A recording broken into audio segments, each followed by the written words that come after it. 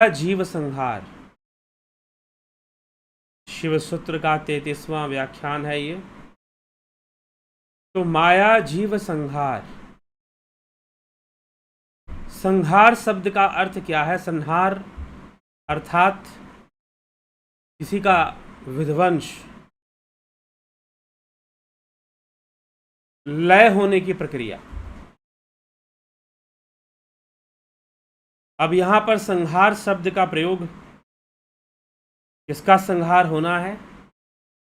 तो शरीर का होना है, चित्त का होना है, मन का होना है। इन सब का होने से माया का भी हो जाएगा। कलाओं का संहार होना है, कलाओं का। इसलिए शिव सूत्र में कहा जा रहा है शरीरे संहारः कला नाम, शरीरे संहार कला नाम।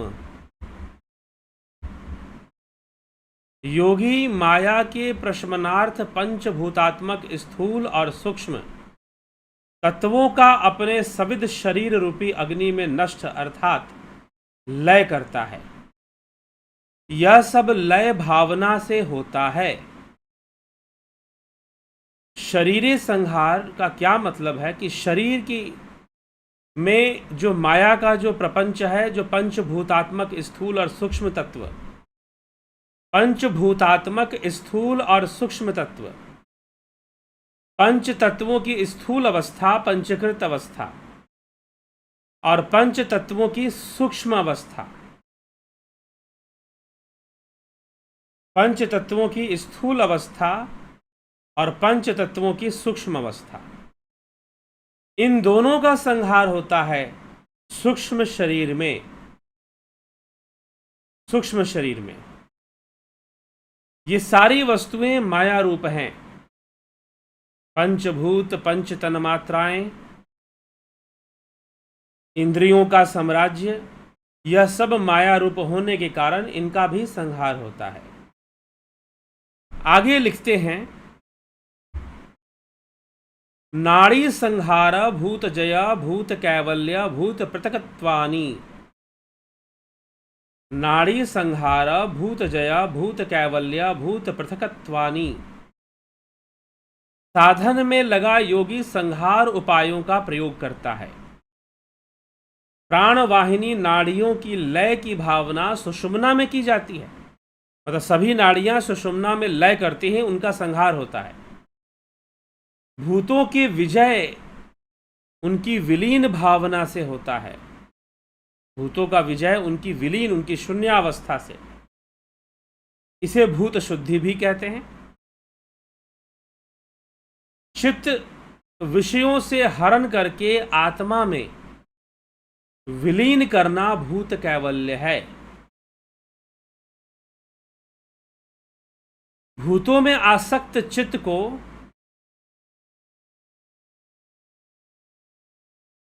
आत्मा में अनुरक्त करके स्वच्छता संपादन करना भूत पृथकत्व के लय की भावना है। भूत पृथकत्व की लय की भावना। नाड़ी संहार भूत जय भूत कैवल्य भूत पृथकत्वानि, अर्थात पंचभूतों की माया, उनका प्रपंच। भूतों में आसक्त चित्त की आत्मा में अनुरक्त करके स्वच्छता संपादन करना भूत पृथकत्व की लय की भावना है। इस प्रकार भावना करनी चाहिए। शांभव उपाय और आणव उपाय दोनों के द्वारा प्राप्त होने वाली जो सिद्धियां हैं वो एक ही प्रकार के हैं, लेकिन आणव उपाय में सिद्धि प्रयत्न के द्वारा प्राप्त होती है और शांभव उपाय में सिद्धि बिना प्रयत्न के ही स्वाभाविक रूप से प्राप्त होते हैं। तो आणव उपाय में प्रयत्न की आवश्यकता है, शांभव उपाय में नहीं। लेकिन ये सिद्धियां हैं क्या, ये कलाएं हैं क्या? इन्हीं का लय होना है, इन्हीं का संहार होना है। सिद्धियों का ही संहार होगा, सिद्धियों का ही लय होगा, चित्त का लय होगा, मन का लय होगा। संहार, अब यहां पर संहार शब्द का प्रयोग क्यों किया जा रहा है? संहार मतलब नष्ट करना, लय करना। संहार मतलब किसी वस्तु को का संहार कर देना या खत्म कर देना, उसको वध कर देना, ऐसा भी माना जा सकता है। तो यहां पर संहार शब्द का प्रयोग इसलिए है क्योंकि संहार करने का मतलब जो इंद्रिय जगत है उसका संहार कर दीजिए, जो चित्त वृत्ति है उसका संहार कर दीजिए, क्योंकि चित्त में अनेकों वृत्तियां उठती हैं। अगर हम योग सूत्र की बात करें तो महर्षि पतंजलि इस विषय में क्या समझाते हैं? योगश्चित्त वृत्ति निरोधा, अर्थात चित्त वृत्ति का निरोध होना चाहिए।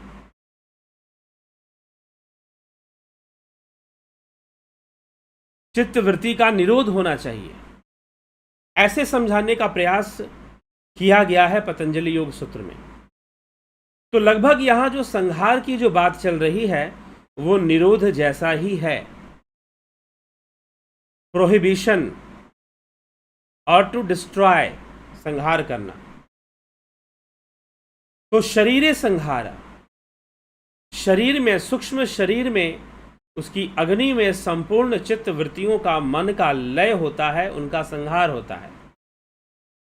कहने का तात्पर्य यह है कि उनका लय होता है और उनका संहार होता है। वैसे ही ये जितनी भी कलाएं हैं और नाड़ियां हैं हमारे शरीर में, वो सब सुषुम्ना नाड़ी में उनका संहार होता है।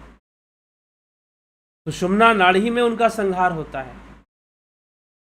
तो यहां पर संहार करने की बात कही जा रही है। संहार करना मतलब लय करना, उस विषय वस्तु का विनाश करना, उसे पूरी तरह से खत्म कर देना।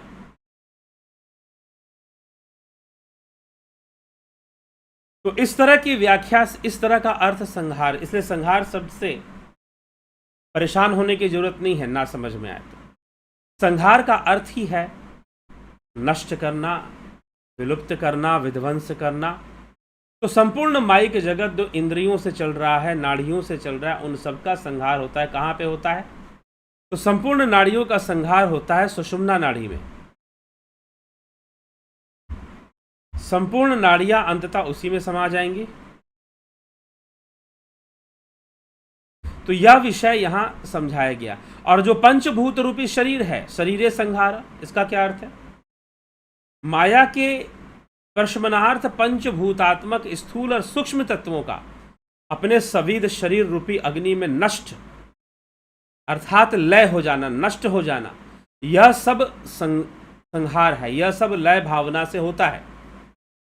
जब आपके अंदर संपूर्ण तत्व को, अपने आप को भी लय कर देने की इच्छा उत्पन्न होती है। तो जैसे कि हमारे शास्त्रों में भी इस लय होने की प्रक्रिया को बताया गया। तो सूक्ष्म शरीर में जो अग्नि रूप है उसमें कई संस्कारों का विलुप्त हो जाता है, विलोप हो जाता है, वो नष्ट हो जाती हैं।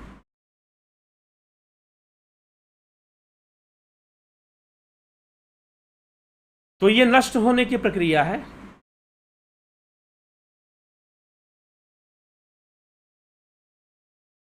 तो ये योगी की अवस्था है। योगी संहार करता है, माया का संहार करता है, और माया के साथ साथ इसे जीव बंधन का भी संहार करता है। माया का तो संहार होना ही है, लेकिन साथ ही साथ जीव बंधन का भी संहार होता है। इसलिए जीव और माया का संहार ऐसा माना गया है। जीव बंधन का संहार होना शुरू हो जाता है। तो ये हमें यहां पर विचार करना है, समझना है। संहार का अर्थ यहां पर क्या लिया जाएगा? संहार मतलब लय होना, नष्ट होना। लेकिन कैसे? योग साधना से जो चीजें नष्ट होती हैं, योग साधना से इंद्रिय अनुभूतियों का नाश होगा, योग साधना से मन और चित्त वृत्ति का विनाश होगा, और इन्हीं के विनाश होने से जीवत्व का विनाश, माया का विनाश भी हो जाएगा। माया का विनाश और जीव का विनाश भी हो जाएगा। समझने वाली बात यह है। तो यदि हमें योग करना है तो हमें इस विषय को भी समझना चाहिए। तो संहार का अर्थ स्पष्ट किया गया। योगी यही करता है, योगी का यही जीवन है कि वो प्रपंच का संहार करता है। वो अपनी हर साधना में छोटा मोटा संहार ही करता है। तो यह सब बातें हमें स्पष्ट होकर हमें समझनी चाहिए और हमें भी अपने योग मार्ग से अपने बुराइयों का या माया का या चित्त वृत्तियों का संहार ही करना है, ऐसी समझ रखनी चाहिए। तो चलिए इसी के साथ आगे बढ़ेंगे और आपके कमेंट्स को भी देख लेते हैं। कोई किसी का उचित प्रश्न होगा तो उस पर चर्चा की जाएगी। कमलेश खैरनर, राजू पाल, जगत नारायण जी, एके त्यागी जी, माधुरी कोल्हे, रतन सिंह जी, विनोद कुमार शर्मा, विनय यादव, विनोद कुमार सूद, प्रेम सागर यादव, रूपलाल विश्वकर्मा, सुशांता दास, कन्हाई कुमार जी, रविंद्र मकवाना, ब्रह्मपाल कुमार, रमेश पेशवानी, राम विलास जी, इन बहुत अभिनंदन है आपका। श्वेता राय सिन्हा, विंदेश्वर मिश्रा, बिमला शाह, बीकू कुचाड़िया, अमन कक्कर, शिवम भट्ट, सतीश कुमार,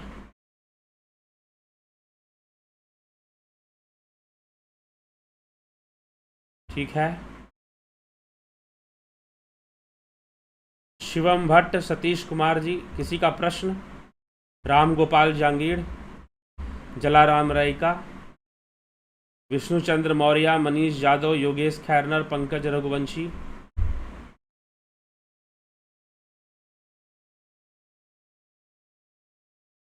क्या आत्मा का सागर होता है?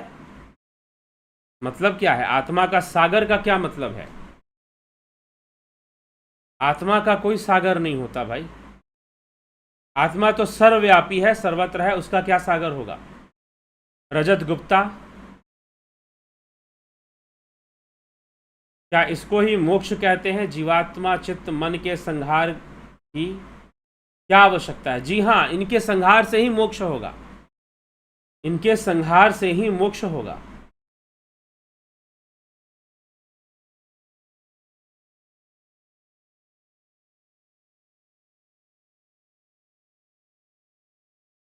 मूर्ति और आर्म में अंतर, मूर्ति आर्म में अंतर क्या स्पष्ट नहीं है? जैसे कोई छोटा पर को उखाड़ फेंक देता है, पेड़ को उखाड़ फेंक देता है, फिर से जिंदा हो जाता है, ठीक है। इस पर आपका प्रश्न साफ साफ नहीं पता चल रहा। राम प्रकाश जी, योगेश खैरनर जी,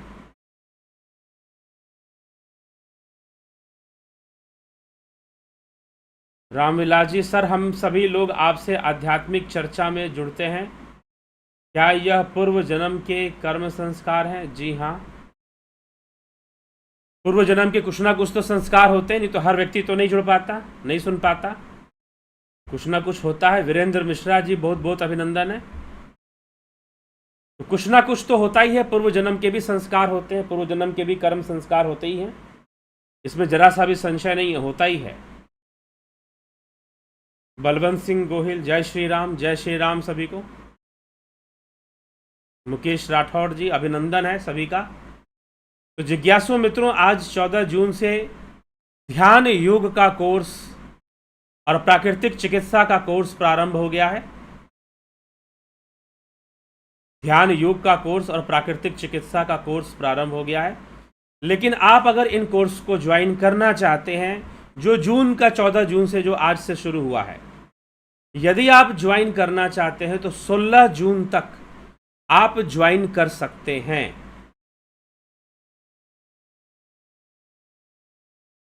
गुरुजी, इन ब्रीफ मोक्ष को डिफाइन कैसे किया जा सकता है? मोक्ष मतलब लिबरेशन। जितने भी हमारे माइक बंधन है, माया का अटैचमेंट है, बंधन है, उन सब से मुक्ति मोक्ष है। अपने मूल स्वरूप में स्थित हो जाना ही मोक्ष है। Reside in your real self, अपने मूल स्वरूप में स्थित हो जाना ही मोक्ष है। ऐसे मोक्ष को कहा जा सकता है। तो 14 जून से ध्यान योग और प्राकृतिक चिकित्सा का कोर्स शुरू हो चुका है। यदि आप अभी भी ज्वाइन करना चाहते हैं तो 16 जून तक ज्वाइन कर सकते हैं। अब आप प्रश्न पूछेंगे कि भाई 16 जून तक क्यों ज्वाइन करें हम, क्या 17 जून तक भी कर सकते हैं? जी नहीं, सिर्फ 16। क्यों? क्योंकि इन 2 दिनों में 14 और 15 में जो भी बातें बताई जाएंगी, अगर थोड़ा सा लेट भी ज्वाइन करोगे तो वो कवर हो जाएगा, लेकिन अगर ज़्यादा देर करोगे 16 से 17 तो फिर ज्वाइनिंग नहीं होगी। इसलिए लास्ट जो है 16 तक, 16 जून तक आप ज्वाइन कर सकते हैं ध्यान योग का कोर्स या प्राकृतिक चिकित्सा का कोर्स। इसको आप विलंब ना करें और ज्वाइन कर कर इसका लाभ उठाएं। तो ध्यान योग, और इसी से संहार होता है, ध्यान योग से ही।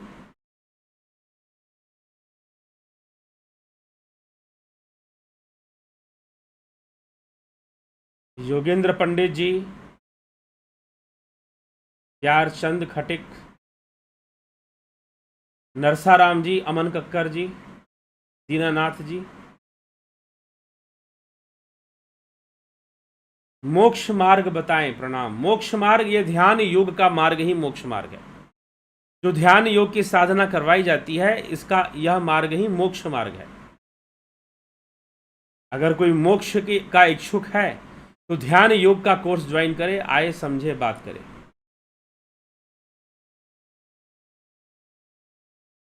मोक्ष में जीवन मुक्ति में क्या भेद है? जीवन मुक्ति के बाद क्या लक्ष्य है? जीवन बंधन है।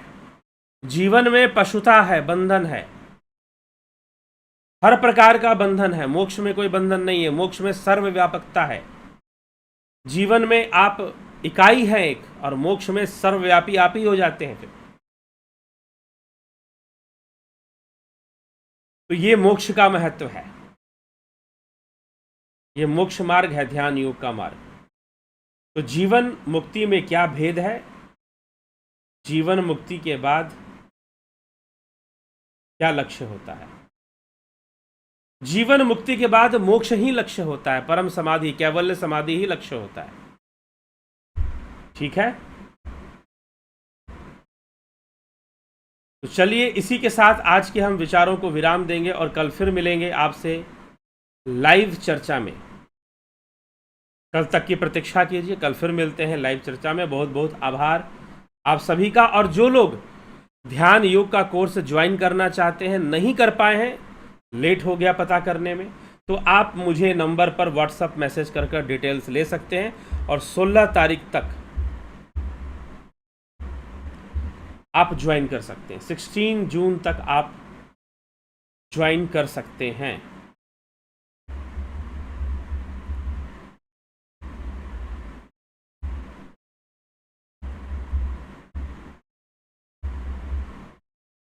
तो ज्वाइन करने के लिए आपको 16 तारीख तक का टाइम दे दिया गया है। आप इस पर विचार कीजिए और ज्वाइन कर कर लाभ उठाइए।